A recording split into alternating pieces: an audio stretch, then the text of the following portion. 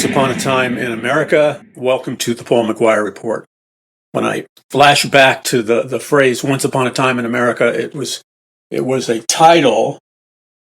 It was a title done by a very celebrated European Italian director who made big box feature films in America, and it was like a saga, the dark saga of America with the gangs and the mafia and stuff like that. Anyway, it's kind of what we're going to talk about today. Kind of. There is a similarity when I talk about the dark organizations, mafia, but this is like higher level than the mafia. This is the way the world really works, but you have never been told how the world really works. Neither have I been. I mean, I had to find it myself, and I did find it, by the way. I know exactly how the world works, and you should too, by the way. So let's begin at the beginning, which is always a good place. Once upon a time in America, so we were educated, all of us, with maybe few exceptions. We were all educated in the public school educational systems, and even if it was a private school, most private schools operate under the blueprint, so to speak, of the federally funded, federally guidelined, United Nations guidelined to UNESCO educational system. And that's it's a mind factory. We were educated in an assembly line. For the simplest explanation, you and I were educated in a public education assembly line. And I don't know if you've ever seen an assembly line, especially an automobile assembly line, but there's rows and rows of automobiles being assembled, and they're being pulled through the factory on like somewhat like a rail system. And the different employees for the motor companies or whatever might be assembling an engine or the chassis or the frame or whatever. And this whole assembly line mass-produced approach was first popularized by Henry Ford, the designer, inventor of the Ford automobiles, the first big-time commercially available automobiles. And he rolled them out, and he ended up making tanks for the Nazis, and his whole assembly line product manufacturing that he applied to car manufacturing, revolutionized the world. So you and I, it's not that far-fetched to imagine that you and I would also be a product of an assembly line production if we were getting really high-quality education where our talents would be discovered and then grown appropriately. That would be a valid education. If we were to learn about truth and all the myriad realities that truth or the rejection of truth creates, that would be a valid education. But when you're put on an assembly line and, people that don't really care about inequality, I'm not making a vain put down on car production, but I'm talking about education. The goal is not quality. The goal has never been quality in education. The goal has never been to communicate the truth. The goal has never been to grow your brain, to help you discover all of your talents and abilities. The goal has never been any of those things, not even remotely so. The number one goal of modern education today, and you got to wake up and smell the coffee, most people can't handle it, including teachers. I'm sorry. I know what I'm talking about. And I'm not trying to denigrate the teaching profession, but most teachers don't fully get the fact that they're in an assembly line. And educating people with the truth or the facts is not the number one goal. Oh, that's stated as the number one goal, but in practice, the number one goal is to socially engineer the children, which is a fancy way for saying mold and shape the children's minds and personalities through the educational process so that they will become, to use an old expression, good worker bees in the New World Order. That every person will just carry out their assigned task, their assigned function. Don't ask questions, don't rock the boat, just do your job, go home and shut up. That's the purpose of modern education. That's why, but there's a reason why the modern educational system in America uses the United Nations template for education, which was devised by, of all people that I've talked to you a lot about, Julian Huxley, the brother of Aldous Huxley. Julian Huxley was one of the founders of UNESCO, the founder of the transhumanist movement. And UNESCO is the UN educational science organization which creates the global curriculum for global students everywhere. So all school curriculums in the United States and Europe, etc., go through or come out of UNESCO at the United Nations. And UNESCO is very much into dumbing the children down, promoting globalism, destroying biblical Christianity, destroying a biblical worldview, because they know that truth will destroy their evil plans. They know that if people start getting taught the truth, then their game plan of a global government, a global economy, and a global religion will disintegrate. So they have a vested interest in keeping people confined to the firewalls of their mind. And that's what it's really all about. That's why the number one educational modality that was developed by Julian Huxley and the United Nations through their UNESCO division. This educational modality used in all school systems, especially the elementary, high school, junior high school type school systems, is called Common Core. Common Core, it was invented in like the 40s originally, around 1946, somewhere along that. And Common Core was developed by the UN for the purpose of robotically educating generation after generation of students. Common Core works like this. It's really simple when you break it down to its bare essence. The teacher spews out, the books spew out, the audio-visual materials spew out a very controlled educational message. Socialism is good, capitalism is bad, blah, blah, blah, blah, blah, blah, blah. They spew out a dogmatic set of ideas that they want believed in by the student population, the children, your children. That's Common Core. Now, after they spew out what they want the children to learn, the children, your children, are graded then upon not how well they think, not how well they analyze, not how high they can critically think, not how high they can use logic and reason. No, those things are artificially suppressed. All they want from the student in Common Core is for the student to receive the message I call spewing out, that kind of message.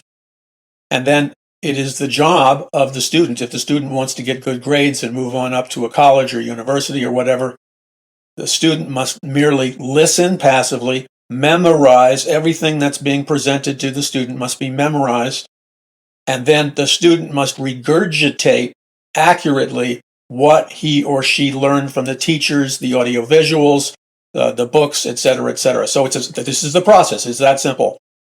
The teachers and the educational media and the books and everything, they basically broadcast a very specific message of beliefs to the student while the student is in school and when the student's doing homework. The students grade how high of a grade they get, what kind of opportunities open up for them is entirely contingent on to what degree did the student memorize the material being communicated by the school, the AV equipment, and the tests and the books. To the degree that the student has successfully memorized the material, to the degree that the student, when asked a question in the classroom or given a test, to the degree that the student can retrieve what he or she has simply memorized in a non-thinking, complicit way, then that student receives a high grade. Okay, so it's you receive the input as a student, you memorize the input, and to the degree that you can accurately restate the input exactly as you received it, you get a high grade. There's no room at all in Common Core for creative thinking, independent thinking, critical thinking, rational analysis, logic, reason, any kind of brain growth, any kind of expansion of your child's mind is systematically cut off. They don't want that. They want the student, your child, to be an unquestioning, non-thinking worker bee. Do your job and shut up. And that's basically it. They're preparing them for society in an Orwellian Big Brother world. And that's when you strip it to its raw elements, that's what modern education is. Now, should you get into college, and your ability to get into college, your ability to get, all kinds of scholarships and open doors in the Ivy League schools has nothing to do with how smart you are. It has totally to do. You want to get into Princeton or Yale and those schools, things have changed. If you are part of the right ethnic or racial group, that can go a long way in having the doors to the highest levels of education open up for you, like the Ivy League schools. That's the hidden, sneaky prerequisite. but that's true.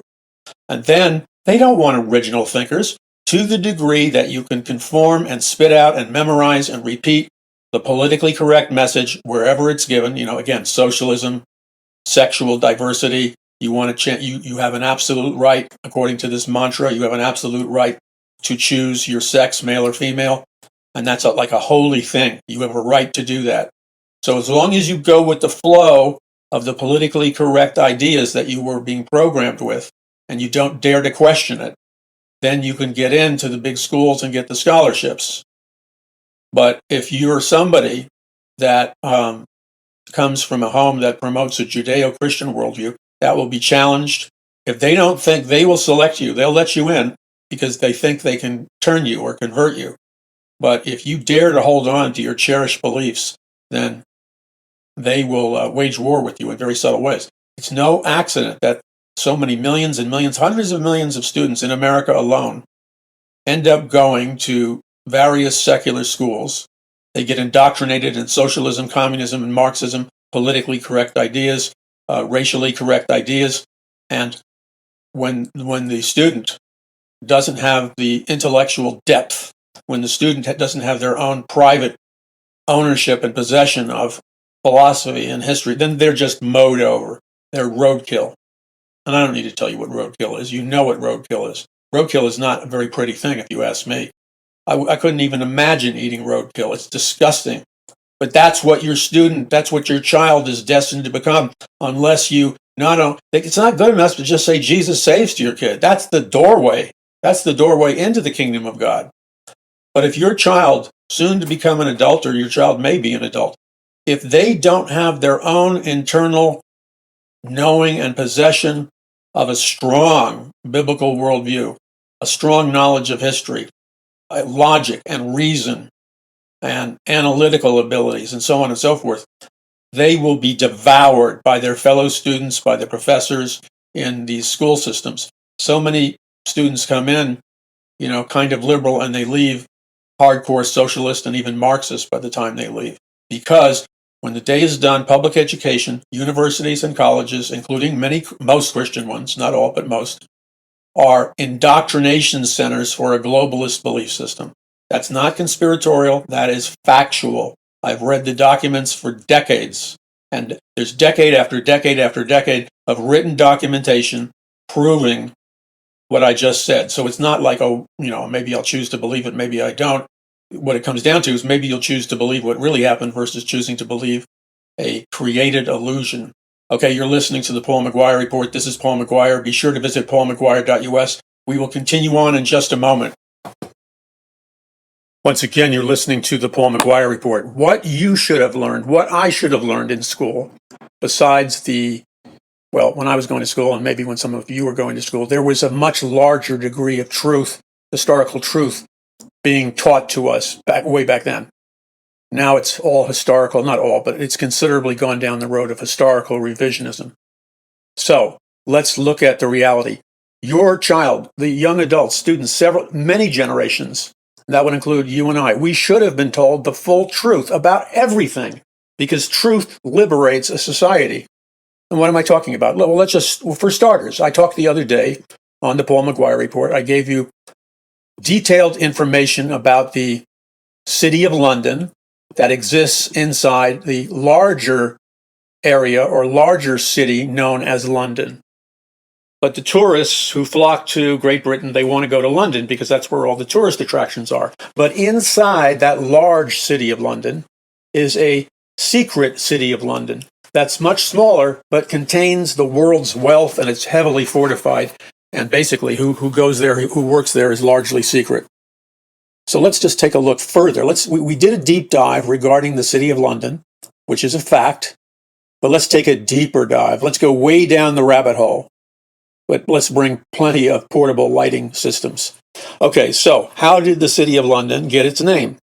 Well, it was created originally, way back when, by the Romans in the Roman Empire, approximately 43 to 410 AD. And they called it Londinium or Londinium or Londinium. I can't pronounce it, but you got the gist of it. Londinium. Londinium. Okay, I've got it finally. Londinium is what the Romans called it.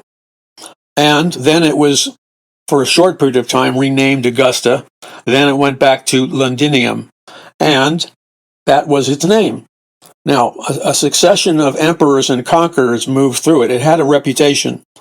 Londinium had a reputation for being like a wild, wild west type of city. It was alive and kicking, let's just say.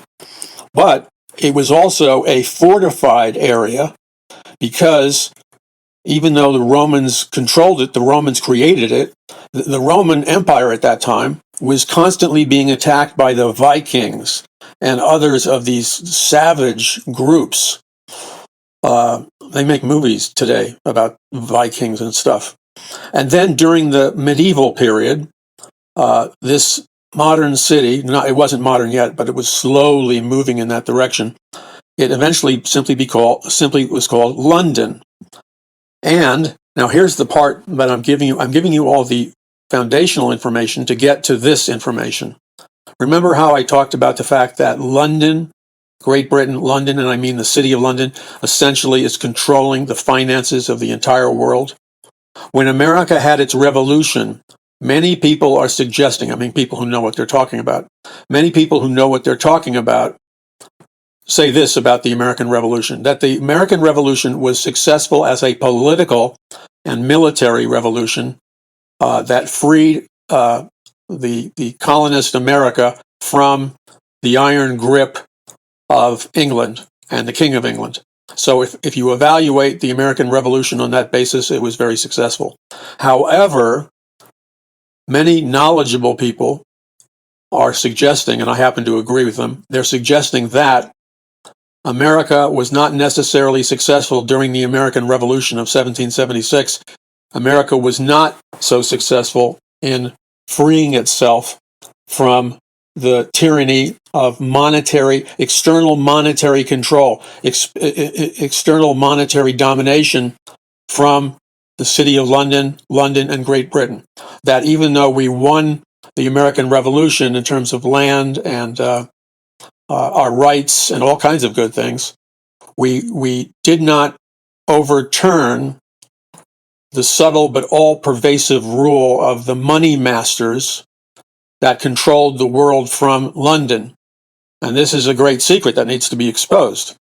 And in particular, there was a massive globalist corporation, and many of you heard about it. You did hear about this corporation in public school when you were a kid, and it was known as the English Trading Company, or you may have heard about it under the name of the East India Company, which was formerly known as the Governor and Company Merchants of London, trading into the East Indias.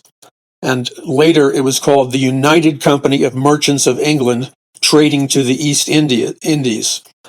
And so it had a bunch of names, but you and I would basically know it as the East India Company. So this is where I want you to put on the micro focus button on your brain. And the micro focus button on your brain, if you read the owner's manual, which is the Bible, is your will, your human will. When you choose to focus your mind will become obedient to your will, and your mind will go into a close-up focus on the facts. It will stop drifting. In other words, God has already given you authority over your body, soul, and spirit. God has given you authority over your mind. That's why the Bible says, be renewed in the spirit of your mind. So let's go and hit the micro-focus activation button, our wills, as we examine these facts. Queen Elizabeth I. Now, this is a very important figure that nobody will connect the dots for you. And I don't mean this to be arrogant, but on today's program, I'm going to conduct the dots for you in a way that you'll be able to see what the real historical picture looks like when you connect all the dots, when you put together the puzzle pieces, so to speak. So Queen Elizabeth I, on December 31st, 1600, established and helped organize a prominent, super wealthy group of London merchants that she would help. The British Empire, and the British Naval Empire especially, would use its mighty forces to help establish what essentially was a global monopoly controlled by the London merchants. And the purpose of this global monopoly was to monopolize and control the English trade with the East Indies. And by East Indies, that means, back then at least, it was all of Southeast Asia and later China. So we're not talking about just one nation in Southeast Asia. We're talking about countless nations in Southeast Asia, including China. That made the British Empire massive, not to mention its control of places like the United States and Canada and Greenland and Iceland and on and on and on. So the headquarters of this East India Company was called the East India House, and it was located on Leadenhall Street inside that secret city of London. It was headquartered there for nearly 200 years, from the 17th century onward, and it became one of London's primary commercial and financial institutions. Now, what they don't tell you anywhere, but I'm going to tell you on this edition of the Paul McGUIRE Report, what was it that Queen Elizabeth I, how did she get such knowledge that apparently she could see into the future?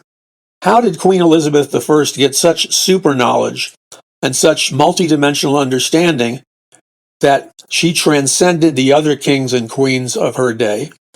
And she made what could only be described as a supernaturally intelligent decision to create this East India Company and use the British Empire and the power of the British Navy to promote and monopolize England's control of global trade, which also included the entire area of India, Southeast Asia, and China. How did she figure out how to do this? Nobody knew how to do it. How did she figure out to do it? Well, let's go back to something that I've talked a great deal about on the Paul McGUIRE Report in earlier programs. I believe Queen Elizabeth I had access to supernatural knowledge. I believe, from studying history, I've written about this in my books like A Prophecy of the Future of America, Volume 1 and 2, The Greatest Battle for the Hearts and Minds of Mankind in the History of the World, and on and on and on. I believe that this man that I've done numerous programs on, Sir Francis Bacon, the father of the modern scientific method, one of the most inventive scientists in the history of the world, an artist. Some people believe that it was Sir Francis Bacon who wrote all the works of William Shakespeare. I don't know if that's true or not, but there's a lot of evidence that at least makes it a possibility. Sir Francis Bacon was the intellectual, spiritual guiding force behind the scenes, invisibly, if you will. He was head of the Rosicrucian movement, which later became the Illuminati, and he believed and organized things behind the scenes for America to be the head of the New World Order. And a lot of the occult, as well as, this is the surprise factor, a lot of the occult beliefs as well as Christian beliefs, Bacon synthesized these belief systems. He put them together, even though they're odd fellows, even though they're often diametrically opposed. So Bacon had incredible influence. Now, Bacon, as part of his private spiritual and scientific experiments, Bacon learned how to communicate in the occultic Enochian language. That comes from the book of Enoch. The Enochian angels were those 200 angels that descended upon Mount Hermon and gave mankind all kinds of advanced technology, all kinds of advanced sciences. And the Enochian angels also mated with human women, producing a hybrid genetic race that was part human being and part Nephilim, Rephaim.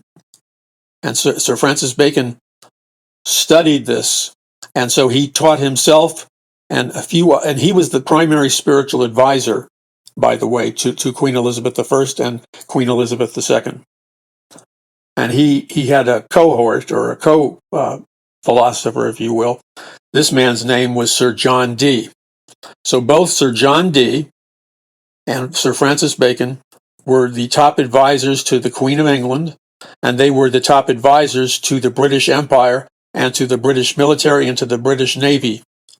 And they told the heads of the British Empire, and they told to Queen Elizabeth that the Enochian angels had communicated to them in the angelic Enochian language, which they learned how to understand, and they learned how to speak the Enochian angelic language. And Bacon and Dee suggested that the Enochian angels that live in a different dimension communicated to them that both Queen Elizabeth I and the heads of the British Empire should begin to expand the British Empire militarily and through its mighty navy. Sir Francis Bacon said that the Enochian angels were communicating to them and told them to tell the heads of the British Empire and Queen Elizabeth that Great Britain needed to expand its empire over many other nations in the world, first through military means and then through economic expansion. This was the reason. You see, you got to ask yourself, what caused the British Empire and Queen Elizabeth to expand, to both create their East India Company and then to expand their East India Company to all these nations that I just communicated to you? You know, China, India, Southeast Asia. I mean, India back then and today has billions of people in its population. Southeast Asia constitutes countless giant nations. China is a massive nation. And so through economic warfare, the British Empire and Queen Elizabeth, using the East India Company, trading company, began to economically conquer many nations in the world. And why did they do this? Because they had secret intelligence information from the angelic realm, specifically the Enochian angels, and it was the Enochian angels speaking to Sir John Dee and Sir Francis Bacon that told the powers that be in London to expand their empire and conquer the world. Whoa. See, you don't think that is important? That's like a major paradigm shift in your understanding of world history. That can, if you properly understand the full meaning of what's being communicated to you, you can apply that historical lesson to our spiritual warfare in the present moment. That's why this is so vitally important for you to understand. And that's why the globalists that control the UN, they don't want you or your children knowing about this stuff, because then you would have the power to set yourself free, and you would have the power to not be enslaved. Because when a nation economically takes over another nation, then that nation essentially economically enslaves a nation. And the whole purpose of the American Revolution was for the Pilgrims and Puritans to find a new promised land like the Jews found in the Bible, and have access to the American dream and have access to being set free. That's the whole purpose. That was the whole purpose of the American Revolution and the American dream. So let's continue on to look at what created this dynamic. So England is now expanding its power. Now, where does the money come from in England? So we learned about the military. We learned about Queen Elizabeth. We learned about the trading company they established. But they also had enormous amounts of finances and gold and precious jewels. What gave them that power? Well, that power is essentially located inside the City of London, which is a secret city inside Greater London. And so the Bank of London, as we said, exists in the secret City of London, and it remains the world's most powerful financial district. It features like supernatural and futuristic architecture. If you look at pictures of the interior city of London, the secret City of London, you can see out in the open these massive palatial skyscrapers that look like something designed for the future. And the monumental nature of the architecture kind of testifies to the fact that the City of London is, with very few people understanding it, the City of London is essentially ruling the nations and the economies of the world. So this is what it was first created by the Roman Empire and called Londinium.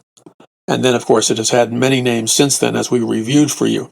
So What most people don't understand is that this city of London used its economic power.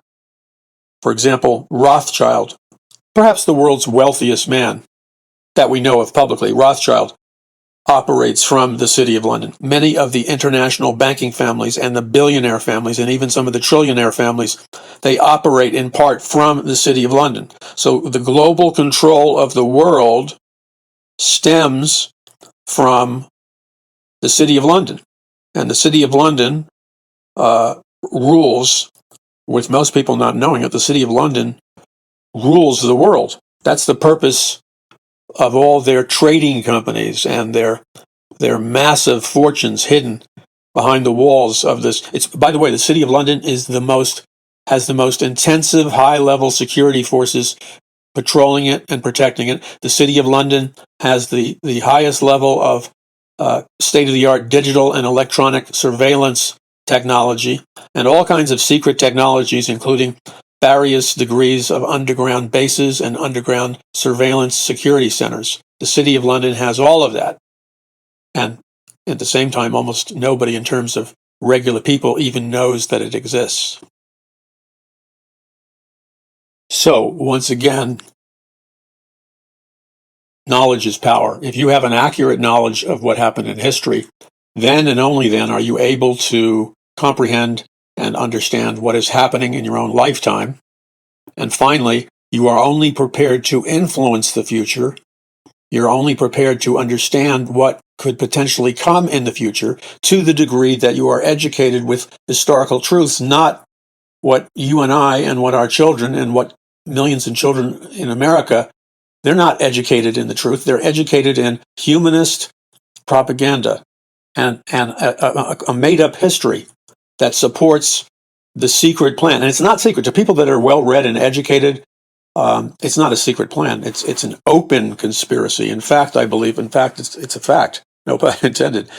H.G. Wells, the great science fiction writer, but he was also a political, futuristic activist. And he wrote a number of just searing books and papers on his promotion and advocacy of a new world order. One of these papers was called The Open Conspiracy, and I think the other was called A Blueprint for the New World Order, where he takes off the gloves, and basically he is aggressively promoting a new world order. So the reason he understood that is because he had a deep knowledge of history. Now, let's go back to the City of London, which controls largely the world's economic system. And one of the features of this City of London, they discovered in, I believe it was 1954, they discovered as they were doing excavations beneath the City of London, they discovered an ancient Roman temple. And the ancient Roman temple that they uncovered was the Temple of Mithras. Now, the worship of Mithras centered around the worship and the slaying of a large bull. So the Temple of Mithras, which was in the ruins beneath the City of London, there was this occultic worship center known as the Temple of Mithras. And I'm looking at a historical picture that depicts what happened as the City of London was attacked. And at that time, the City of London was under the control of the Roman Empire.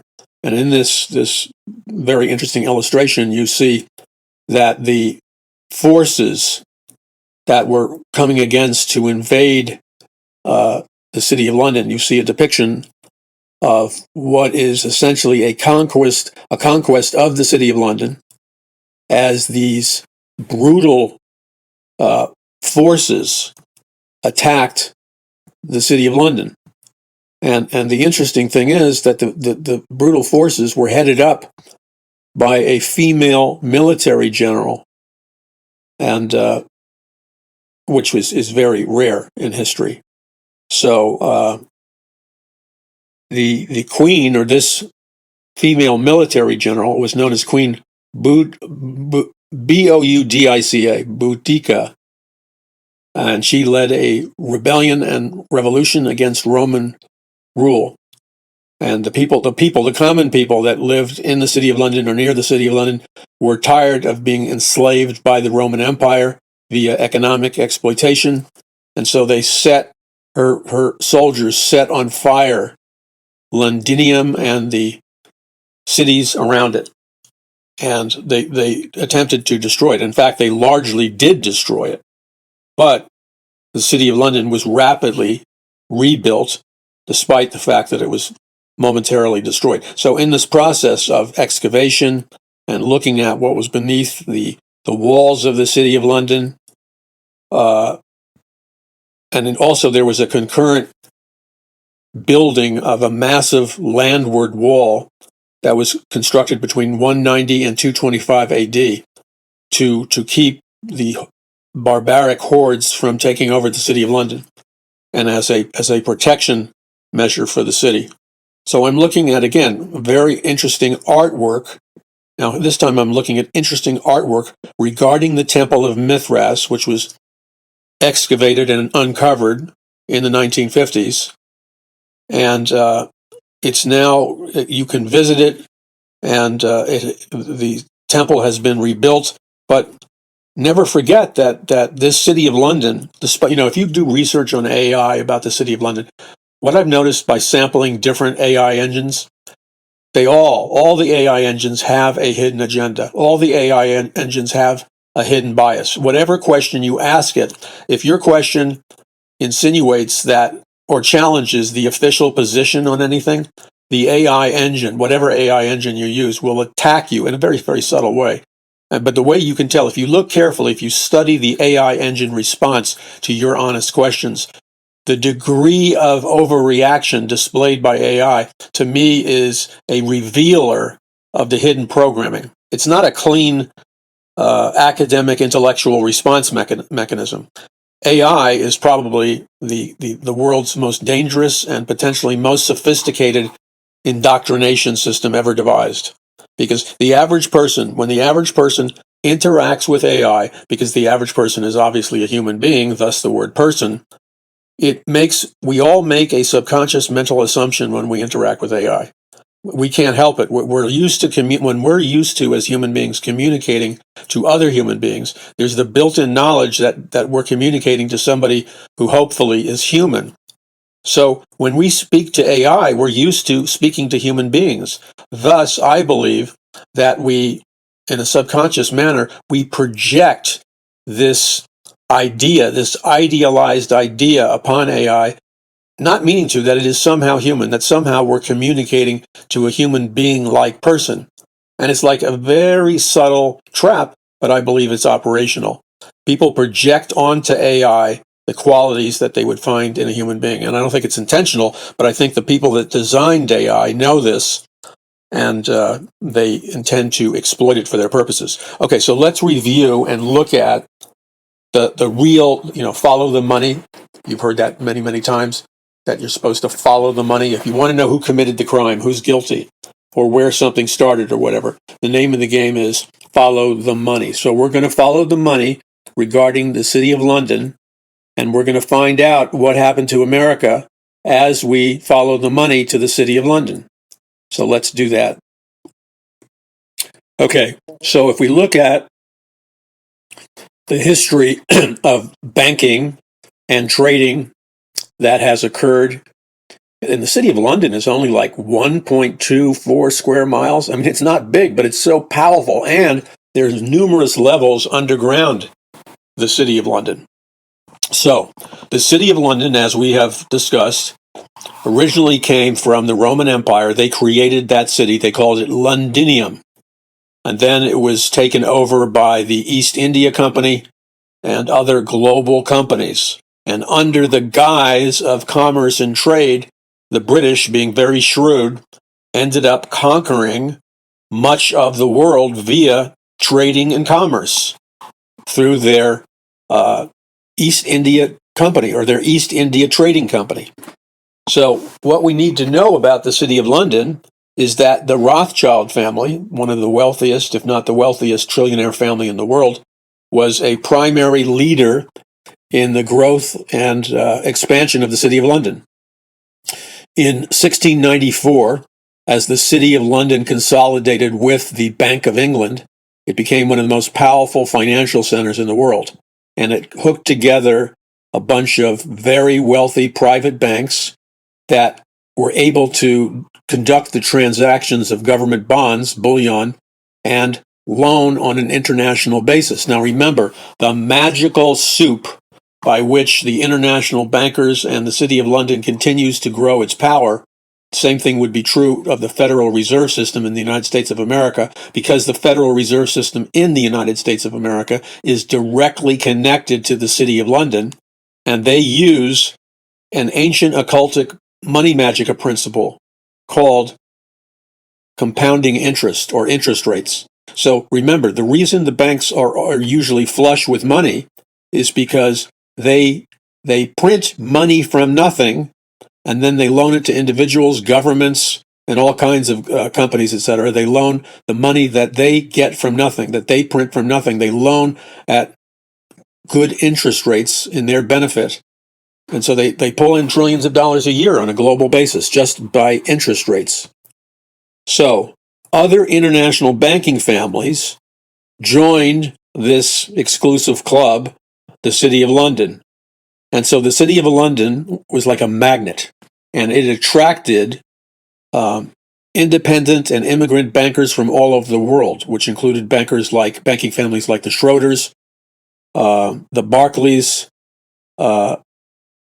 and the Baring brothers, J.P. Morgan, the Rockefellers, again, the Rothschilds, the Siglemans, the Lazards, and an endless other amount, all the international banking families that had a seat at the Federal Reserve, all of those international banking families have roots to the City of London to this very day. So this is the reason why the City of London, its technicals, like a giant octopus, its technicals extend to every major financial institute across America and around the world. Now, although AI and other so-called official, self-labeled official, self-called accurate sources, they will attack anybody who dares to suggest that all of these international banking societies, like the City of London, etc., they will attack you and say, you're a conspiracy theorist, blah, blah, blah, blah, blah, blah, blah. The problem with their argument is that if you have done your homework, let's just take one case in point. They would say, there's nothing but conspiracy theories behind the Rothschilds being occultists. That's phooey. That's flat out phooey. If you read the Rothschild published magazine, one of the most premier magazines for economists around the world, it's known as The Economist. Excuse me. So The Economist magazine, published by the Rothschilds, continually has in its inner pages and continually has on the front cover of its magazine, The Economist, all kinds of blatant occult artwork that features, the Illuminati, all-seeing eye, and astrology, and all these occult expressions.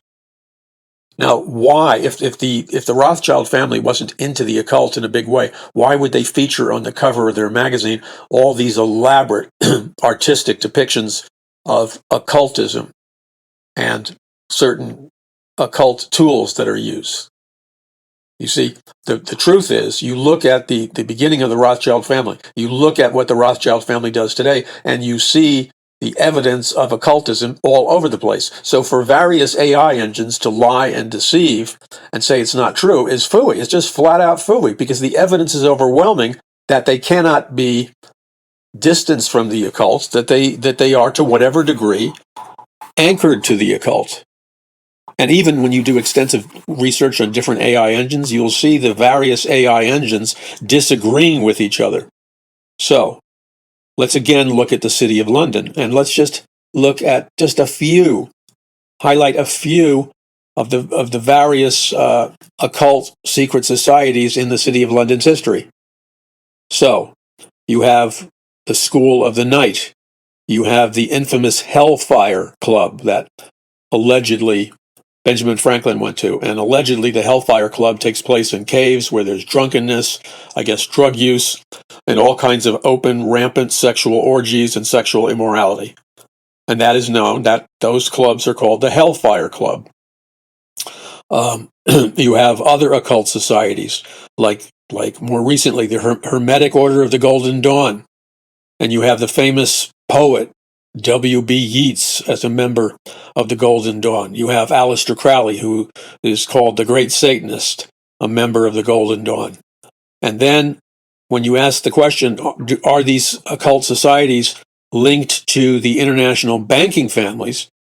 And this is preposterous. You'll have the various AI engines denying that there's any relationship between the occult societies and the banking families, but then in complete contradiction, these same AI engines will openly state, quote, as a matter of historical fact, that people like Sir John Dee, a known occultist in England, an advisor to Queen Elizabeth, and Sir Francis Bacon, also known. And see, this is the game they play. On one hand, they'll act and behave as if they're staunch secular humanists that only believe in the scientific method, logic, reason, and things of that nature, that they're humanists and they don't believe in things like the occult. This is the game they play. But then these same people who maintain a public image that they don't believe in the occult will act in a completely opposite manner in different venues that they speak in. So, for example, Sir Francis Bacon, who is known as the father of the scientific method, was also the head of the Rosicrucians and deeply involved in all kinds of occult activities, including speaking to the Enochian angels in the Enochian angelic language. I mean, how much more occult can you get? So, and they are, according to the various AI engines, how can you say that Sir Francis Bacon, how can you admit that he had this massive influence on the City of London, on the international banking families? And if you peruse the various AI search engines and ask them these questions, you will find them making contradictory statements to you. They will, at one hand, say, oh, the City of London was strictly rational, logical, scientific. Well, if that's the case, as AI claims, then how is it that the various AI engines, how is it that simultaneously claim a complete opposite? And the complete opposite that they're promoting is that people like Sir Francis Bacon had a massive influence on the international banking families and the people who ran the City of London. I mean, they're praising him, and they talk about him being the father of empiricism. And empiricism, of course, is that you have to have empirical or scientific evidence before something can move from theory to fact. And then they talk about the advocacy of the scientific method promoted by, again, Sir Francis Bacon in his literary work, Novo Organum. But then at the same time, they'll admit that Bacon dabbled with occultism, alchemy, which is a form of magic, Rosicrucianism, which is a mystical belief system, and that it was Sir Francis Bacon who learned to speak the Enochian angelic language, an occult language of angels. And then they'll go on to say, in the same stinking paragraph, they'll go on to say that his influence on the City of London and the wealthy in the City of London was like unparalleled in human history. So how can you admit on one hand that Sir Francis Bacon was an occultist, including speaking the Enochian angelic angel language? How can you admit that? And then in the same paragraph, you're saying that the City of London was essentially secular and totally into logic and reason and empirical scientific evidence. Your statement is contradicting itself. And so one of these days, AI will catch up to speed. But right now, because it's in a flux period, we have the opportunity to shape and mold and put pressure on the various AI engines to be more honest and ethical in their reporting of history. Okay, so we move from Londinium, of the Roman Empire, to the present day when, like it or not, you see all kinds of evidence for occult secret societies in the City of London. So what does that tell you and me, the average person? It tells you and I that the battle that we're facing for the future of America and the world has to be understood in terms of, yes, logic, science, rationalism, scientific empirical evidence. Absolutely. Knowledge is power. But but the way we win the spiritual battle is by embracing a holistic and, more importantly, a biblical worldview foundation for our understanding of the world. And when you embrace a biblical world foundation for your perception of the world, you don't allow yourself to give your mind over, or your children's minds over, to a propagandistic viewpoint of history, which deliberately excludes the spiritual element. And by that I mean it deliberately excludes the biblical supernatural elements of history and reality. But it also, because it fits its secret agenda, it also seeks to exclude historical realities, such as the fact that the City of London, which is the control center of planet Earth, it excludes the realities of the occult belief system of the people that run and control the City of London. And they do not want you to understand the depth and power and scope of the occult belief systems that the major power centers of our Earth are run by. Because if you were to understand what that meant, you would be able to turn over their dark plot very quickly. And our call is to recognize that you and I are on a mission from God, and we shine the light into the darkness. But you can't shine the light into the darkness unless you first understand what territories that the darkness has conquered. Then you understand the nature of your battlefield. And this is what you and I are challenged to communicate far and wide. So let's recap this very quickly and bullet point what should be our objectives. Go into all the world and preach the gospel. The number one thing we can do to transform this world in preparation for the return of Jesus Christ is to evangelize or win souls. That is the bedrock mission of Paul McGUIRE Ministries, the Paul McGUIRE Report, Paradise Mountain Church International. Our foundational principle is to win people to Jesus Christ, to be effective evangelists. And that means we don't always wave a giant flag announcing, hello, everybody, we're here to evangelize. That's like stupidity on steroids. The Bible tells us to be, to be as shrewd as serpents, but wise as serpents, but harmless as doves. Okay, so we have to understand their game plan. America, the reason we're having such a difficulty, such a challenge reclaiming America for the Lord, reclaiming the original vision of the American dream proposed by the biblical Pilgrims and Puritans, is because we are fighting against not only people and organizations and principalities and powers, but we're fighting against the strongholds that they have conquered in our society, such as through indoctrination, brainwashing, mind control, scientific mind control. Those are very sophisticated weapons that they're using to control societies. And the people that are financing these mechanisms, they know what they're doing. So, in a high-speed summary, you take the Theosophical Society, one of the premier occult secret societies influencing America, Europe, Germany, the Federal Reserve, and all kinds of stuff. The Theosophical Society, controlled by high-level occultists, and one of the disciples of one of the high-level occultists was a woman named Alice Bailey. Alice Bailey was communicating with her Tibetan spirit guide. So she regularly communicates to a Tibetan spirit guide. The Tibetan spirit guide downloads into her all kinds of instructions in a similar manner to the instructions given to Sir Francis Bacon by the Enochian angels. Alice Bailey then, under the guidance of her Tibetan spirit guide, sets up a secret occult organization within the United Nations. The United Nations, of course, was created in 1948, funded by the Rockefeller family. And they created, at the beginning of the United Nations, a publishing company known as Lucifer Publishing.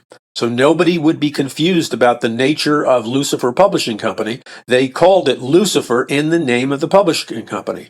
Fortunately, a number of Christians who had insight they were made aware of this conspiratorial plot, if you will, by Lucifer Publishing. So there was a big public outcry against Lucifer Publishing because of the word Lucifer. So then, like true Luciferians, they don't give up. They don't go home. They don't take up their toys, start crying, and go home and hide under the bed. That's not the way they do business. They don't give up until they win. So Lucifer Publishing Company changed its name to Lucis Trust. They chopped off the Lucifer and replaced it with the word Lucis Trust.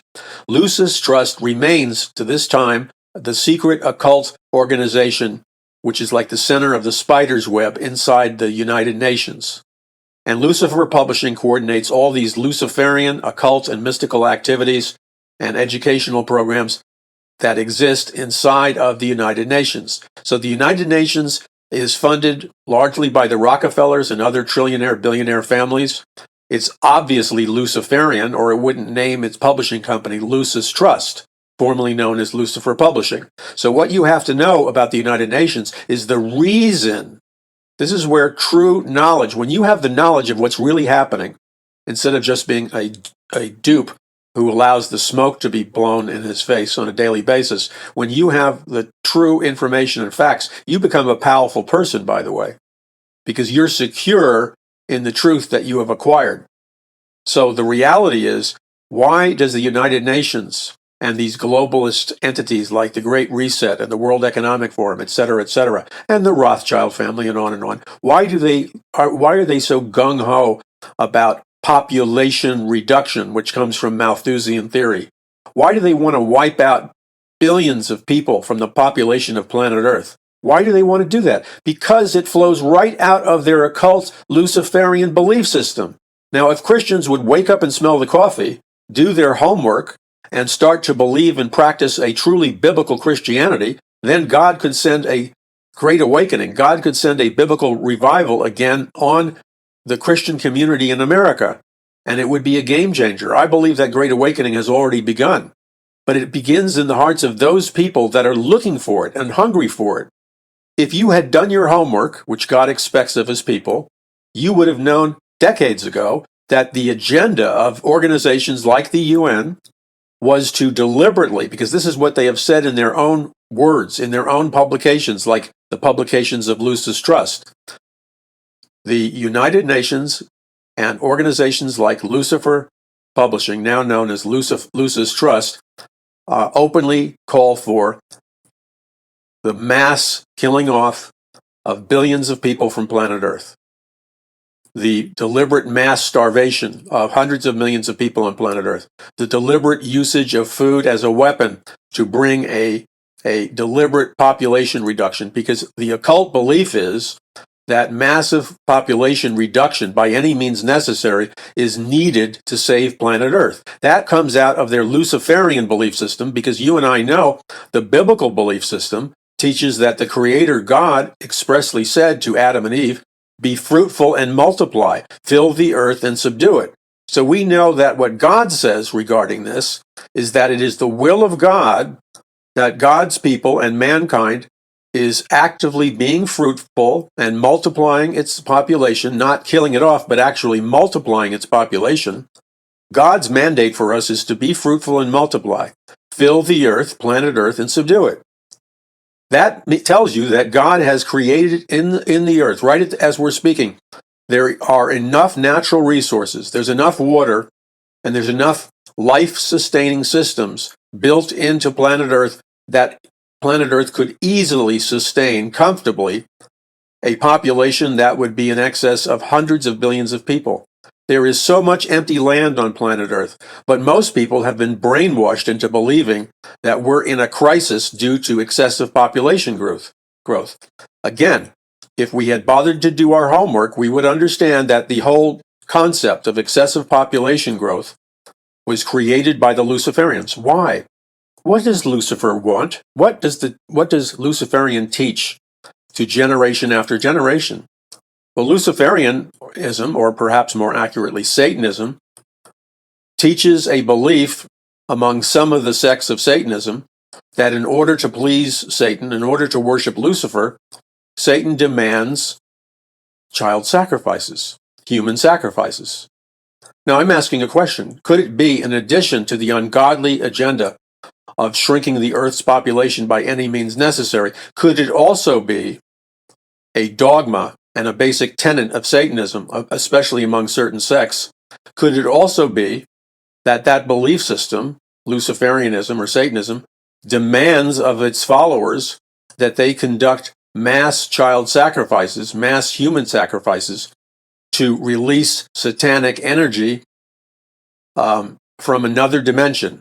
Aleister Crowley uses the expression, as above, so below, which is a perversion of the Lord's Prayer. Could it be, if you look at the historical record, how did the Canaanites and how did backslidden Israel appease and draw, what did they do? Because they believed this would release Satan's blessing on them. This would release Lucifer's blessing on them. And they worshipped Satan and Lucifer through the gods of Baal and Ashtaroth and other gods. They believed that they burned their children alive on the altars of Baal or followed the occultic dark rituals of Ashtaroth, they would release blessing and prosperity, money and favor upon themselves. Now let's do the math here. Let's follow their logic based on the historical precedent. If that is the case, and it is the case, by the way, you can read my books. I document what I'm saying at paulmcguire.us in my books, which you can get at a discount right now. Now, the thing to understand is that these Luciferians and Satanists and the fallen angels are at work semi-secretly in our world right now. And notice how many children and young infants are missing, and people are speculating as to, well, what's the reason? Hundreds of millions of children seem to be missing, hundreds of millions of infants seem to be missing, and there are all kinds of reasons given to us. And I don't necessarily doubt some of those reasons.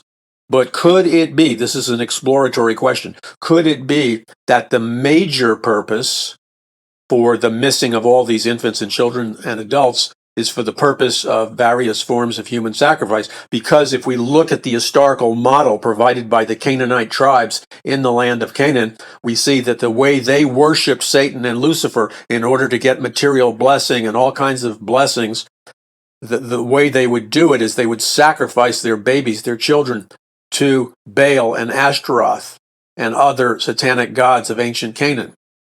If we transpose that satanic Luciferian formula from ancient Canaan to the present time, could it be that there's a secret global conspiracy to abduct hundreds of millions of children for various reasons? And you know what those reasons are. But could it also be that the secret, at least in their minds, the secret to their power lies in human sacrifice? Now, if that's the case, then a strategic spiritual war being directed by the Lord God, the creator of heaven and earth, would have to involve targeted supernatural warfare in the heavenlies by people filled with the dunamis power of the Holy Spirit, who know how to, through practice and studying the Word of God, who know how to overthrow principalities, powers, the dark unseen forces of wickedness in heavenly places. And if that is part of our biblical revival Great Awakening mandate, which I believe that it is, then you and I are obligated before the Lord God, whom we say that we worship and serve. We are obligated before the Lord God to move forward in faith and appropriate the weapons of our warfare that are mighty through God to the pulling down of strongholds. But the way that this happens is that we have to educate and communicate and train and teach hundreds of millions of young people who have been stripped of any authentic spiritual authority by either being preached an apostate or watered down Christianity, or being subjected to the public school mindset of secularist indoctrination. In either case, both systems degrade and siphon off the energy flow of available spiritual energy that God placed within us on earth for such a time as this.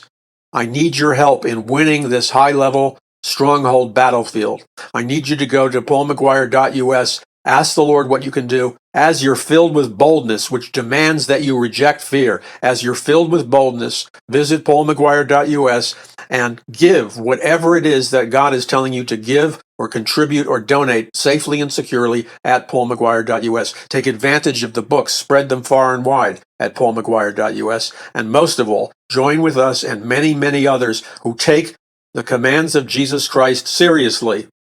And we want to do that, especially in the last days. God bless you. This is Paul McGuire. Visit paulmcguire.us.